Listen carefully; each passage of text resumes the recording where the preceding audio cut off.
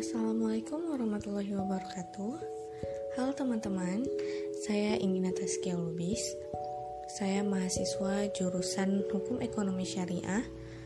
Nah, di podcast saya ini, saya ingin membahas sedikit mengenai akuntansi penyaluran dana dengan akad mudharabah.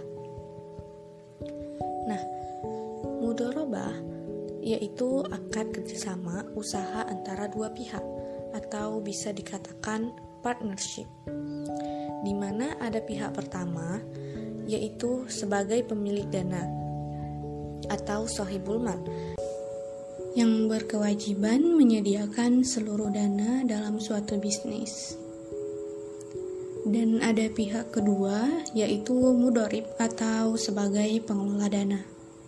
Nah, dalam partnership ini nantinya keuntungan usaha itu dibagi di antara mereka sesuai kesepakatan. Bisa menggunakan misalnya dengan proporsi 30-70 atau 60-40 sesuai kesepakatan tadi. Nah, seperti itu untuk pembagian keuntungannya. Sedangkan jika terjadi kerugian nih teman-teman, maka kerugian itu hanya ditanggung oleh pemilik dana, karena bagi pengelola atau mudharib itu, dia itu udah dapat kerugian karena udah mencurahkan waktu dan tenaga hanya untuk bisnis, namun ternyata tidak mendatangkan hasil. Nah, mudharabah ini ada beberapa jenis nih teman-teman. Ada mudharabah mutlaqah, mudharabah muqayyadah, dan musytarakah. Nah, dalam mudharabah mutlaqah, pemilik dana memberi kuasa penuh dalam pengelolaan dana. Berarti si mudharib itu punya kebebasan untuk berbisnis apa saja selama bukan bisnis yang dilarang. Sementara muqayyadah, di sini shahibul mal memberi batasan atau syarat dalam pengelolaan dananya. Misalnya, dibatasi untuk usaha makanan atau usaha percetakan, tidak boleh yang lain.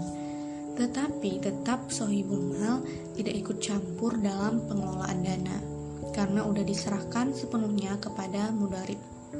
Sedangkan musyarakah, dalam pengelolaan, mudharib memiliki kontribusi di dalam syirkah yang mereka lakukan, sehingga namanya mudharabah musyarakah. Nah, akad mudharabah ini tentunya punya landasan hukum teman-teman. Seperti dalam Al-Quran surah Al-Jumu'ah ayat 10, Bismillahirrahmanirrahim, Fa'idha qudiyatis sholah fantashiru fil ardi wabtaghu min fadlillah, yang artinya, apabila telah ditunaikan sholat, maka bertebaranlah kamu di muka bumi dan carilah karunia Allah.